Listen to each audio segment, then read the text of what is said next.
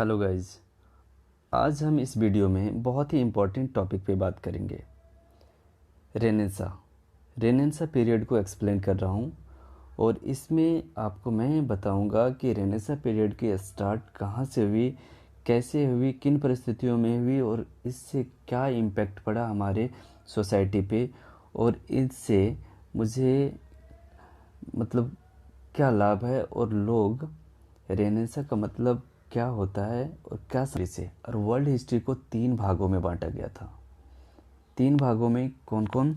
एक एंशिएंट, दूसरा मेडिवल और तीसरा मॉडर्न। और इन एंशिएंट, मेडिवल और मॉडर्न को जिस तरह इंडियन हिस्ट्री को भी 3 भागों में बांटा गया है, सेम इसी तरह से एंशिएंट, मेडिवल और मॉडर्न।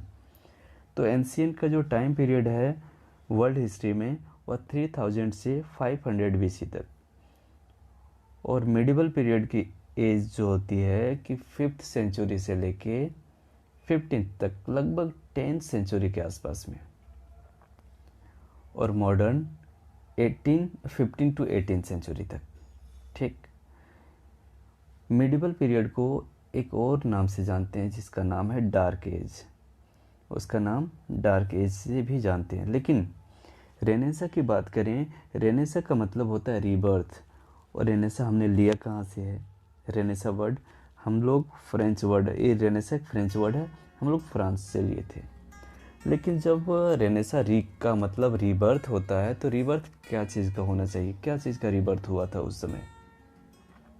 उस समय क्या क्या चीज़ का हुआ था? Culture, artistic, political, economics, literature, इन सारी चीज़ों का रीबर्थ हुआ था।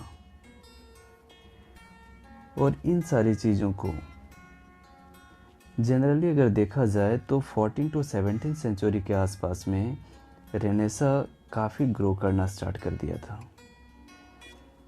और इस तरह हम लोग देखते हैं कि उस समय बहुत सारे थिंक टैंक ऐसे थे जो बहुत सारे थिंकर्स, ऑथर्स, साइंटिस्ट भी हुए, आर्टिस्ट भी हुए थे। अब बात करते हैं जो मिडिवल पीरियड में जो डार्क एज बोला जाता है, तो लेकिन रीज़न क्या है, क्यों उसे डार्क एज बोलते हैं हम लोग? इसका रीज़न है कि उस समय काफ़ी वॉर हुआ करते थे, काफ़ी लड़ाई झगड़ा, पूरा तनावपूर्ण माहौल होता था। कहीं भी अगर वॉर हो तो गांव के गांव कुचल दिए जाते थे।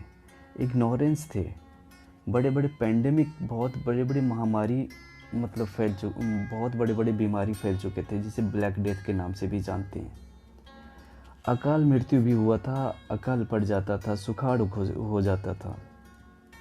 तो इन सारी परिस्थितियों से झेलते झेलते लोगों ने अपने कल्चर को भूल चुके थे, अपने सिविलाइजेशन को भूल चुके थे। लिटरेचर बिल्कुल ग्रो नहीं किया था, लोगों को सोच बिल्कुल ख़त्म हो चुका था। क्योंकि एंशिएंट टाइम में अगर देखें तो एंशिएंट टाइम में ग्रीक और रोमन सिविलाइजेशन बहुत ही, उस समय सिविलाइजेशन का बहुत ही वर्चस्व था।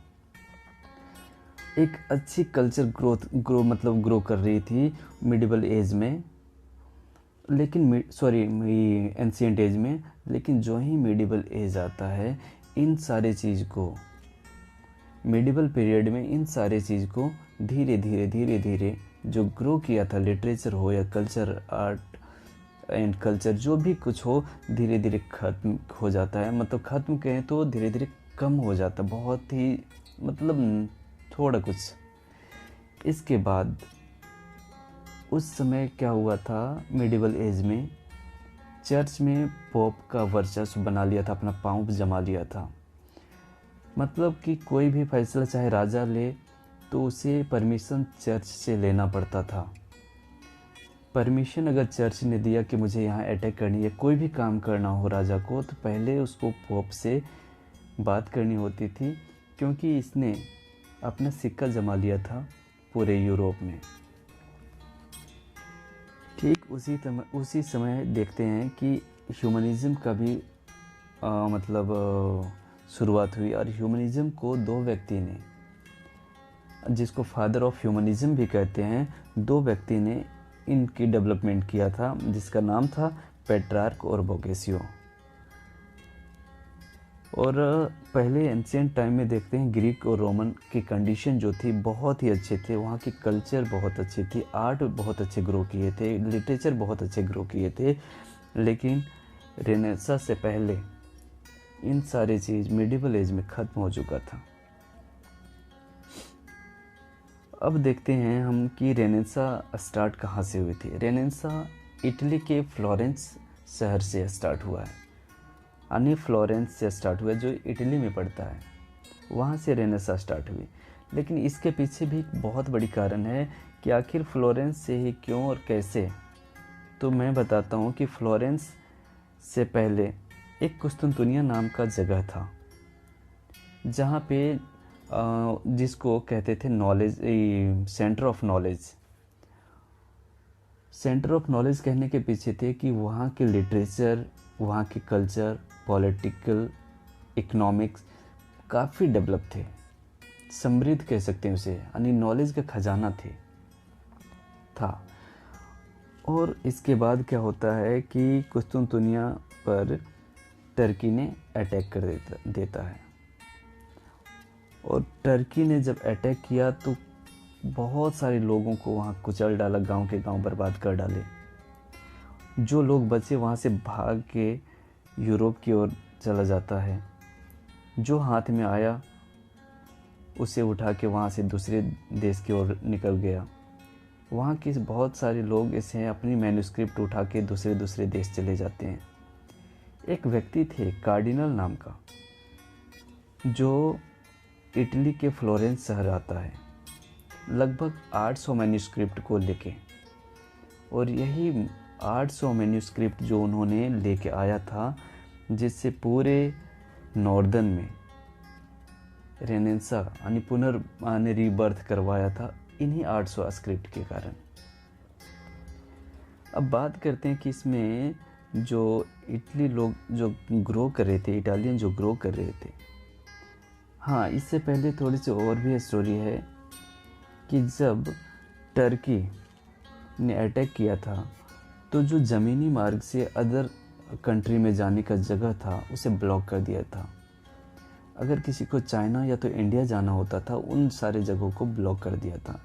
तो यूरोपियन जो फ्रेंच लोग थे, इन लोगों ने एक ज़मीनी रास्ता स्टार्ट किया, समुद्री मार्ग स्टार्ट किया। पहले बड़े बड़े बेड़े बनाए, बेड़े का मतलब होता है बड़े बड़े जहाज़ों का निर्माण किया, और इन्हीं बेड़ों के सहारे पानी के रास्ते, समंदर के रास्ते दूसरी कंट्री की ओर पलायन करना स्टार्ट किया था। उस समय एक न्यूज़ आया था कि एक पुर्तगाली जो इंडिया की ओर मूव किया था, उन्होंने इंडिया की खोज किया जिसका नाम था वास्को डी गामा। और एक और थे जो संत कोलंबस के नाम से जाने जाते हैं, जिन्होंने अमेरिका की खोज किया था। यही यानी समंदर के रास्ते से जाने के बाद तो लोग पानी के कि समंदर के रास्ते आने जाने का साधन बना लिया, शुरू कर दिए थे। और इटली में डेवलपमेंट स्टार्ट हो चुकी थी, राइटर्स की, ऑथर्स की, पॉलिटिक्स की। यहाँ की इकोनॉमिक्स धीरे धीरे काफ़ी डेवलप होने लगा था, यानी डार्क एज से लाइट एज की ओर मूव करना स्टार्ट हो गया था। ठीक उसी समय देखते हैं कि जो रेनेसां फ्लोरेंस शहर में था, वो धीरे धीरे बढ़ते बढ़ते यानी इटली से फ्रांस की ओर चला गया, फ्रांस की ओर चला जाता है, फिर वेस्टर्न की ओर जाता है, उसके बाद पूरे नॉर्दर्न यूरोप में फैल जाता है रेनेसां पीरियड। और जब रेनेसां पूरे नॉर्दर्न में फैल जाता है, उस समय काफ़ी इंटेलेक्चुअल लोग हुए थे, बहुत सारे साइंटिस्ट हुए थे, बहुत सारे ऑथर्स थे, बहुत सारे साइंटिस्ट, ऑथर्स, आर्टिस्ट, न जाने इतने अच्छे अच्छे इंटेलेक्चुअल उस समय थे, जिसका एक का नाम आता है, जिसका नाम आता है लियोनार्डो दा विंची, जो एक बहुत ही ग्रेट पेंटर माना जाता है, जिन्होंने एक पिक्चर बनाया था, एक फ़ोटो बनाई थी, जिसका नाम था द मोनालिसा। मोनालिसा का पेंटिंग किया था उन्होंने, जो वर्ल्ड फेमस उस समय भी था, आज भी है।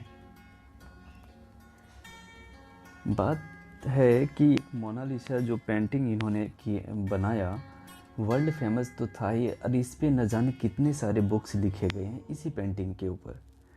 एक और पेंटर थे जिसका नाम है